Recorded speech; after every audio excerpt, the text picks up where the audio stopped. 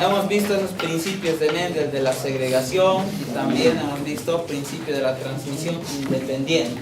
Quiere decir que una herencia de un gen no afecta a la herencia de otro gen, ¿cierto? Justo eso. Hemos hablado qué es fenotipo y qué es genotipo. ¿Tú qué es genotipo? ¿Qué? Gene genético, fenotipo, característica.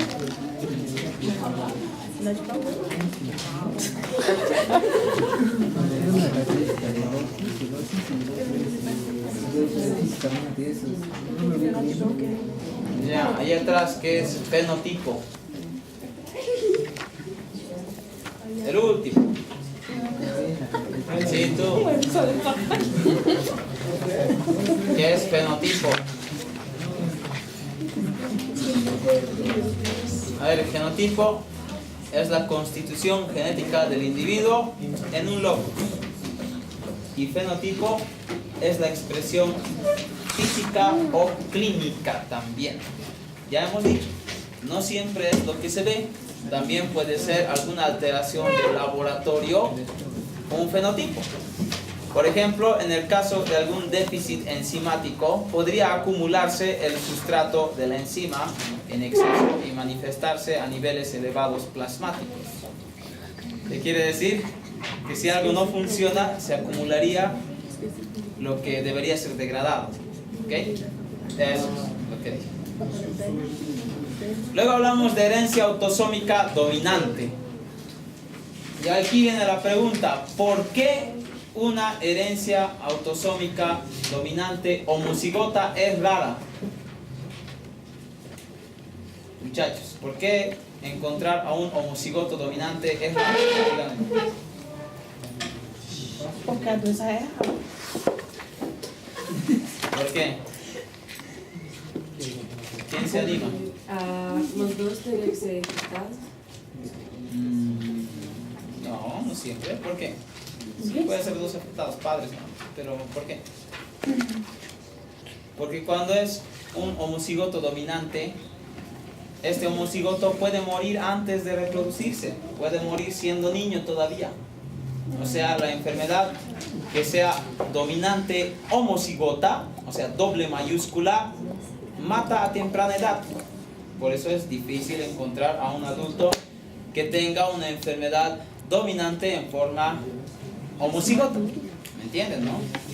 Por eso es que en este ejemplo, en este dibujo que está aquí, en ese cuadro de Punnett que están viendo, existe aquí por este lado un afectado, que será un heterocigoto, y una persona normal. No se olviden, cuando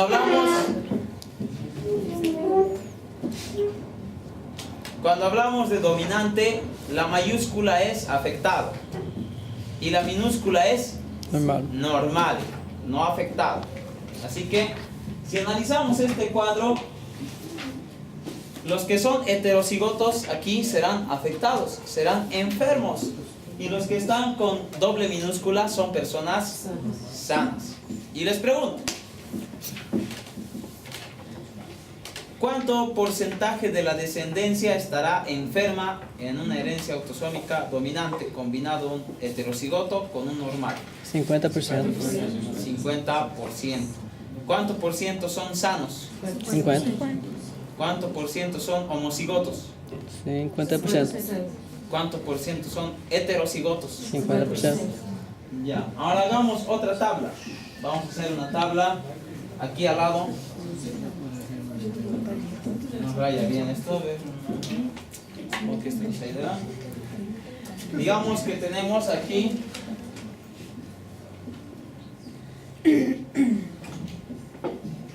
eso. 100% afetado. Dos afectados. ¿Listo? Esto será mayúsculas. Esto será mayúscula, minúscula. Esto también. Y esto doble minúscula. Ahora, cuando tenemos esta variante, les puedo preguntar. Tenemos la unión de una pareja donde ambos progenitores son heterocigotos para una enfermedad dominante. Eso tienen que manejar esos cuadritos. En el cuadro de Punnett, ¿cuánto por ciento están enfermos? 75. 75, muy bien, todos los que tengan mayúsculas. ¿Cuánto por ciento están sanos? 25. 25. ¿Cuánto por ciento son heterocigotos? 50%. 50%. ¿Cuánto por ciento son homocigotos dominantes? 25%. ¿Cuánto por ciento son homocigotos sanos? 25. 25. Eso. ¿Listo? Sepan traducir ese cuadro de allí. Luego hemos visto la herencia recesiva. Para la parte recesiva dijimos que generalmente se da cuando dos progenitores son portadores, porque allí no se dan cuenta de que están enfermos. ¿Qué es un portador? Es alguien que tiene el gen, pero que no lo está manifestando. O sea, tiene un alelo normal y un alelo afectado. Si vemos este cuadro, que es de dos portadores, decimos, y les pregunto, ahí, ¿cuánto por ciento están enfermos? 75. No, en este caso de recesivo es al Recesivo. revés. Mayúscula es sano y minúscula es enfermo. Y en caso de recesivos, solo cuando es doble minúscula es enfermo. Cuando lleva una minúscula es portador. Entonces, en este cuadro de aquí, ¿cuánto por ciento hay de enfermos? 25. 25%, muy bien. ¿Cuánto por ciento son portadores? 50. 50%. ¿Cuánto por ciento son normales? 25. 25%. ¿Cuánto por ciento están sanos? 75%, porque estos no están enfermos, ninguno de esos, aunque sean portadores, no están enfermos. ¿Qué es un portador? Alguien que tiene el gen, pero no tiene o no manifiesta la enfermedad, por tanto está sano. Solamente es portador nada más del gen. Doctor, entonces, en la dominante no hay portadores, solo enfermos. Exacto. Solo hay enfermos leves o enfermos muy graves, mortales, ¿no? Casi. ¿Listo? Vale, seguimos. ¿Qué más caracteriza la herencia autosómica recesiva? Que esas enfermedades pueden ser muchas veces familiares. Y se ve en muchas veces de estas, como son enfermedades raras, se ve algo que llamamos consanguinidad. Entonces decimos, la consanguinidad está presente con mayor frecuencia en enfermedades autosómicas recesivas. Y vamos a analizar el árbol genealógico que está aquí. Primero tenemos aquí a un hombre portador, ¿no? La parte oscura, como está la mitad oscura, es portador. Aquí tenemos una mujer portadora. ¿Por qué la mujer es redondo? ¿Por qué el hombre es cuadrado? Que a la mujer le gusta dar vueltas en el asunto, ¿no? Y el hombre es ahí cuadrado porque el hombre tiene la mente bien estructurada, ¿no? Bien organizada. Bem quadrado, o homem. Bien organizado. Ele é bem quadrado. Vale, pues es para ver si están atentos, ¿listo? Ya, luego estos dos, miren, estos dos han reproducido primero una mujer portadora. Aquí habrá un hombre portador. Y luego aquí algo muy raro y muy infrecuente, un hombre enfermo. Totalmente raro, sí, hombre enfermo. Por eso las enfermedades recesivas son raras, dijimos, ¿no? Hombre enfermo, raro. Luego aquí está, naturalmente un hombre sano se ha casado con la mujer portadora. ¿Y que ha tenido descendencia? Una hija portadora. ¿Vale? Y aquí este hombre ha sido afortunado, ha encontrado una mujer sana, totalmente. Entonces ha tenido un hijo portador. ¿Ya? Después, ¿qué ha pasado? Miren, estos son primos, ¿no es cierto? Entonces, esta chica que es portadora Y el que es portador, pues no sé qué ha pasado. Tal vez a la chica le ha dejado el chico, no sabemos. Y luego siempre tenía un buen primo ahí que era el hombro donde llorar. Y le dice, vamos a tomarnos unas copas para que te olvides del asunto.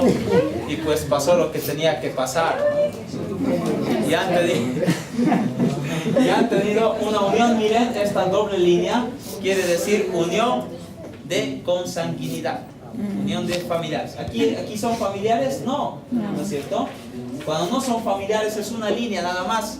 Cuando son familiares es doble línea, que quiere decir consanguinidad. Y de eso, miren, han tenido 4 hijos. Madre mía, ya ni modo. Ha tenido un hombre portador, una mujer sana, difícil, ¿no? De encontrar. Una mujer enferma. Y por último, un hombre que todavía no sabemos si está enfermo o si es portador o sano. No le han hecho exámenes. No decidió qué quiere. Portador. No decidió qué quiere ser, enfermo o portador. Se é homem, se é mulher.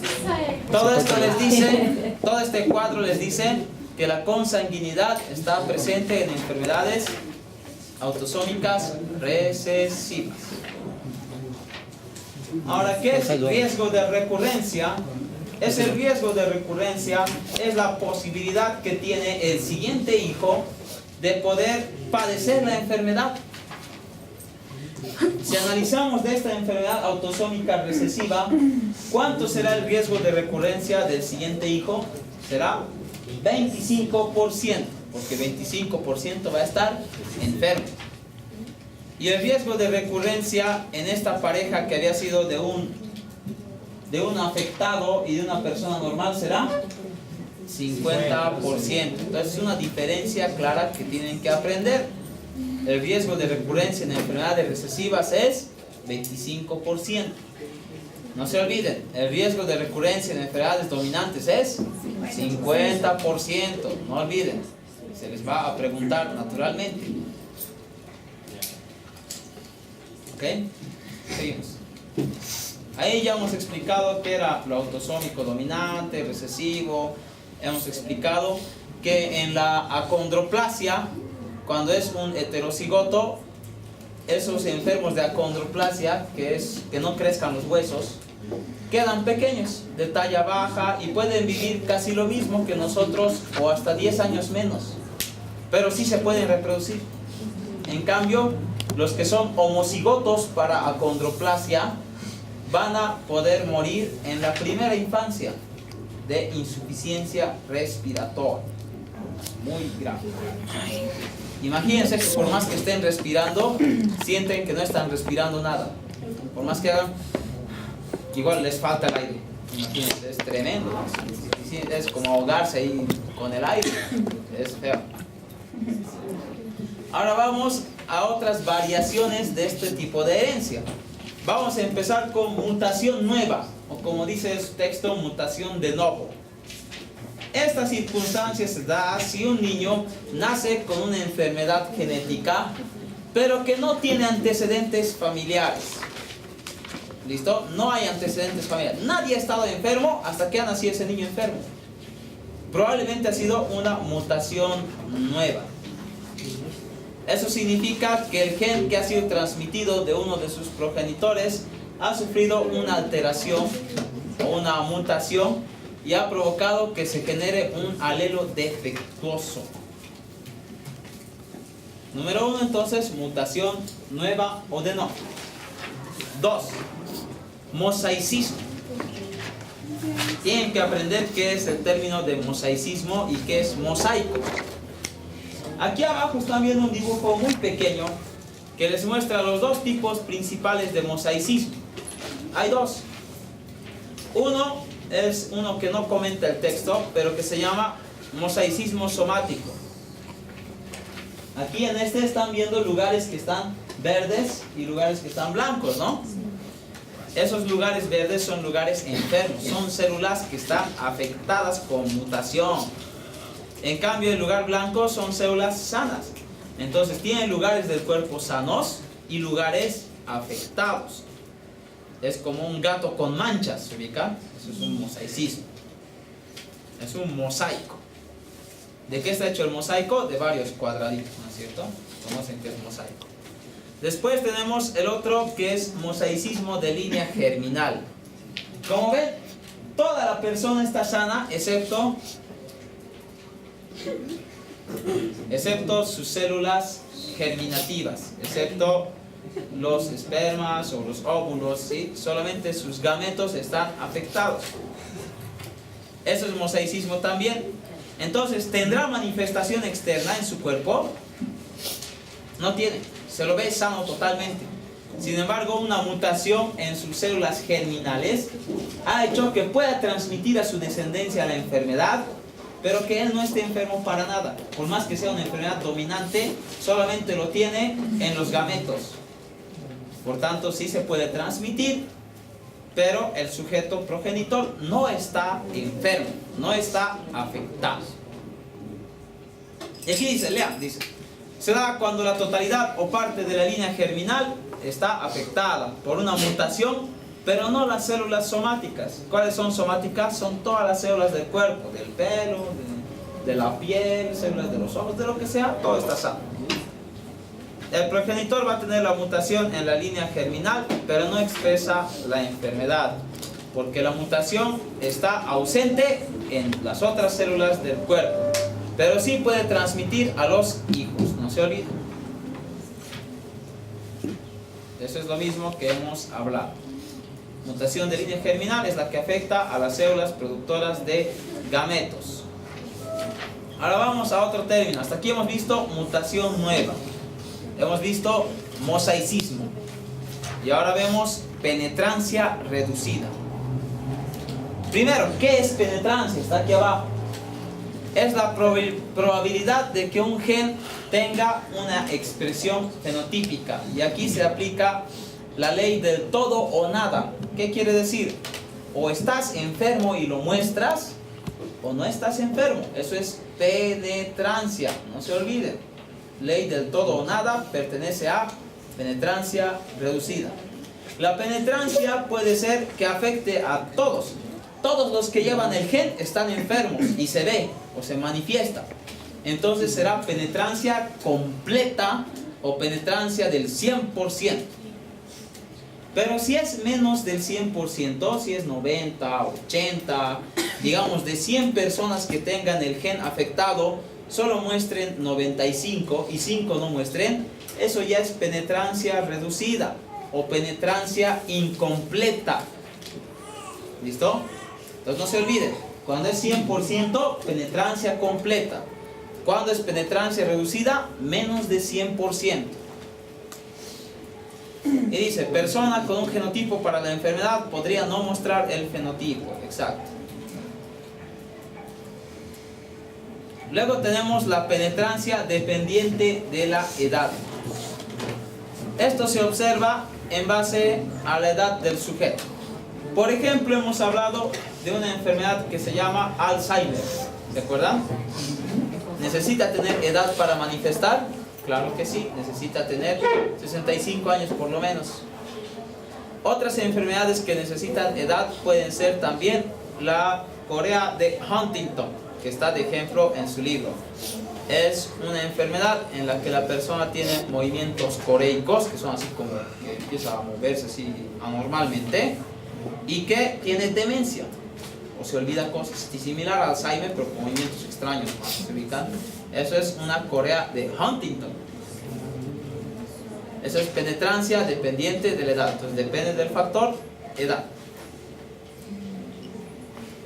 Ahora hablamos de penetrancia y de algo que es diferente, que es expresividad.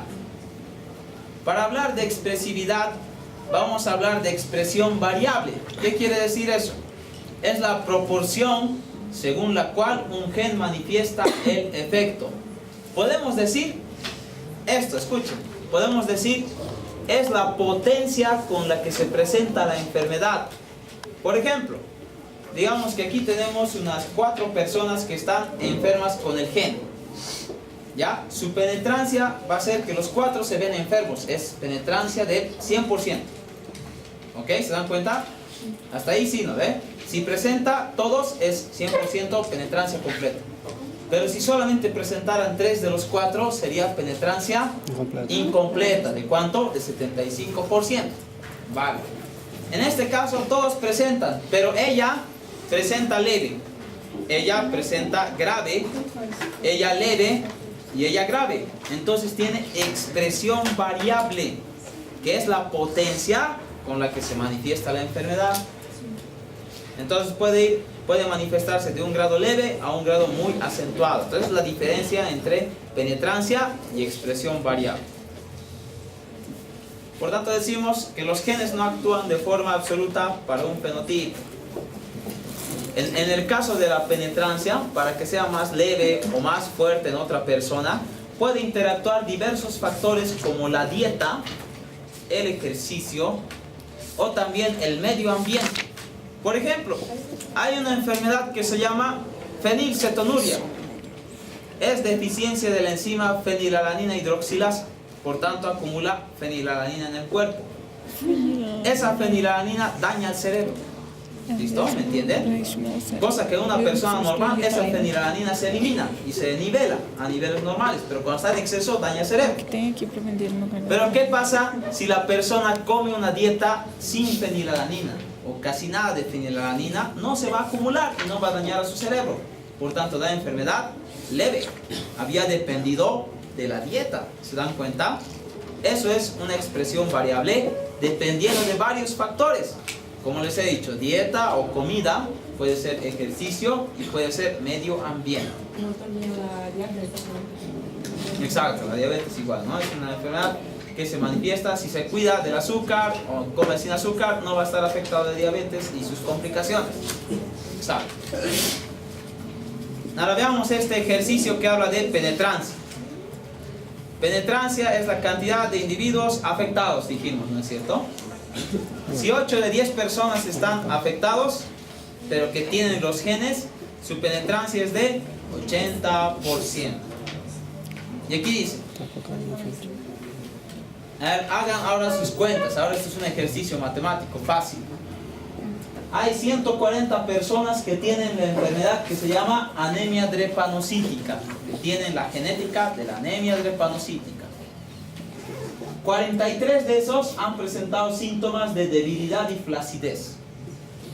5 han presentado fallo cardíaco y 14 han presentado esplenomegalia. Y dice la pregunta, calcule la penetrancia de cada uno de esos síntomas en la población. Para eso, ¿qué usamos? Regla de 3 simple, es fácil. Vamos a hacerlo aquí. Tenemos que 140 será el 100%. Y tenemos que, digamos, 14 presentan esplenomegalia, eso será X. ¿Cuánto sería el resultado? Sería 14% entre 140, que sería exactamente el 10%.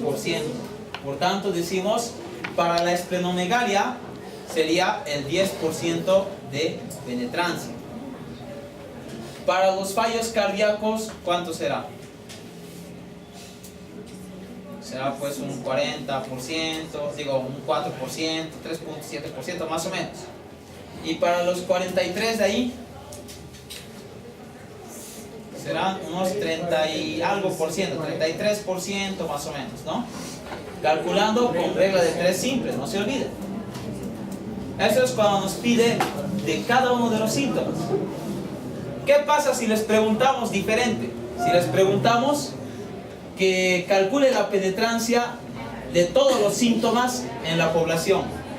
Tendrían que sumar 43 más 5 más 14 y sería un total de 57, 62 personas afectadas de todos los síntomas y tendrían que hacer, ¿no?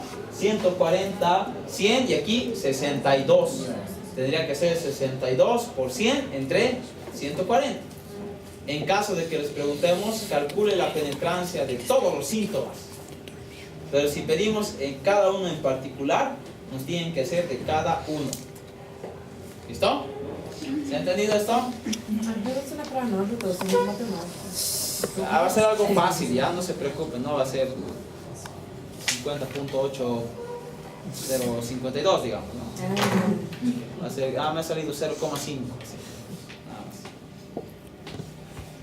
Ahora hablamos de otro término que se llama heterogeneidad de locus, o llamada también no alélica.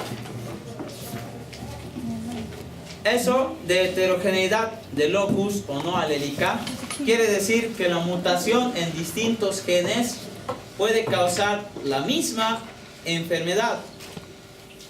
Ejemplo, hemos hablado de una enfermedad llamada osteogénesis imperfecta, ¿se acuerdan?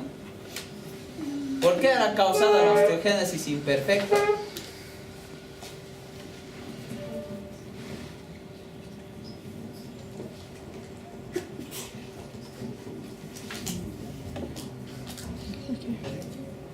Es una enfermedad del colágeno. ¿Y de qué está hecho el colágeno? De 3 proteínas, ¿no? Que se enredan como una trenza, ¿sí? Y ahora, si está enfermo, de estos 3, si está enfermo esta proteína, ¿sirve el colágeno? No. No. Si está enfermo esta otra proteína, ¿sirve el colágeno? Tampoco. Y si está esta tercera, tampoco. Entonces la mutación del gen de este, o del gen de este, o del gen de este, causa igual osteogénesis imperfecta. ¿Se dan cuenta? Son mutaciones en distintos genes y que causan la misma enfermedad. Eso es heterogeneidad de locus. Y su resultado va a ser la existencia de las enfermedades clásicas, ¿no? Dominantes, recesivas o ligadas al cromosoma X. Hablemos de otro término que se llama pleiotropía. Se da cuando un gen afecta a más de una característica. Ejemplo, los gatos. Hay una enfermedad que se llama el albinismo felino. ¿Qué pasa en esto? El gato es totalmente blanco, pelo blanco, y tiene ojos azules. Y donde tenga ojos azules es sordo. Tendrá sordera bilateral. Es un albinismo felino.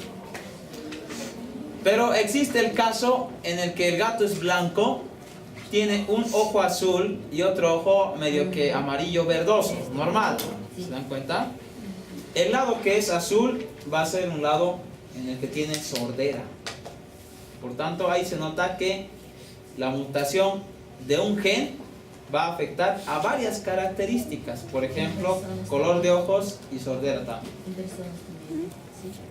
Puede ser, puede ser. Sí, conozco dos evoluciones.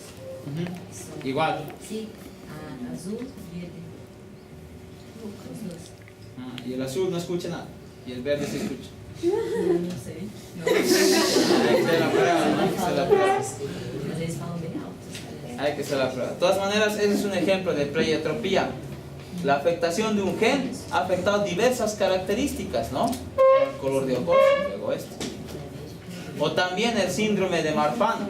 La afectación de un gen ha ocasionado que sea su piel elástica, que tenga cataratas oculares o que tenga defectos cardíacos. Ha afectado diversos lugares del cuerpo, pero por solo afectar un gen nada más. ¿Sí? ¿Captan? Eso es pleiotropía. Hasta aquí, ¿qué hemos hablado? Hemos dicho los factores que afectan a la herencia. Había sido mutación nueva, ¿no? Mosaicismo de línea germinal, penetrancia reducida, expresión o expresividad variable, heterogeneidad de locus, pleiotropía, y con eso acaba esa parte de las variaciones genéticas. Luego hablamos de la consanguinidad en poblaciones humanas. Hay muchos países donde existen matrimonios consanguíneos o entre personas familiares, ¿no? Matrimonios arreglados, pueden ser del Oriente, del lejano Oriente, del Medio Oriente, ¿no? Pueden ser países como de India, pueden ser países de África, ¿sí? Donde existen matrimonios arreglados entre familiares. Entonces, en ese caso de consanguinidad, esto va a dar mayor frecuencia de enfermedad porque comparten genes de los antepasados que tengan en común. Por ejemplo, que tengan un mismo abuelo o que tengan un mismo bisabuelo. Igual va a tener cierto grado de parentesco y aumento de probabilidad de tener una enfermedad, sobre todo recesiva, habíamos dicho, ¿sí? ¿Qué es consanguinidad? Viene del término sangre en común. Es cuando los individuos están emparentados y van a producir hijos o descendencia.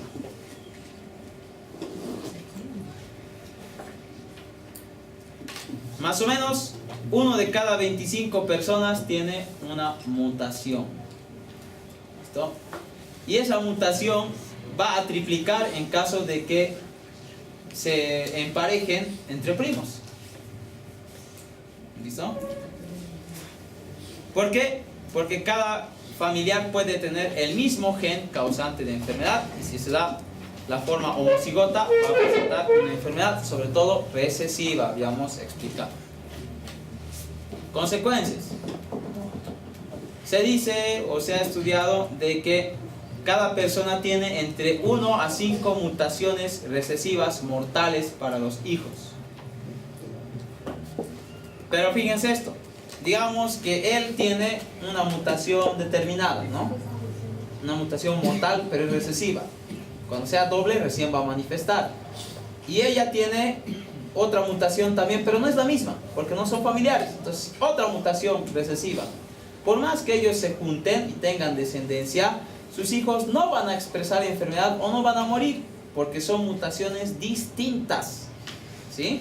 En cambio, si él se casara con un familiar, el familiar puede que tenga la misma mutación que él y la descendencia sería letal. Directamente aborto tras aborto tras aborto. Podría ser así. ¿Listo? Así que tomen en cuenta eso. No se casen con sus hermanos, hermanas, ya. No se casen tampoco con sus primos, primas. Por más que sean buenas personas, ¿no? Igual. Tienen bastante primos, que ellos tienen 7 hijos y 4 de estos tienen una enfermedad grave, consanguinidad, ¿no?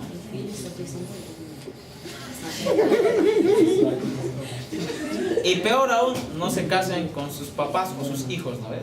Se llama incesto, ¿no ves? Peor aún el incesto, ¿no es cierto? No acabó todavía, vamos a... ¿Listo? Entonces hasta aquí es el tema 4. Y la siguiente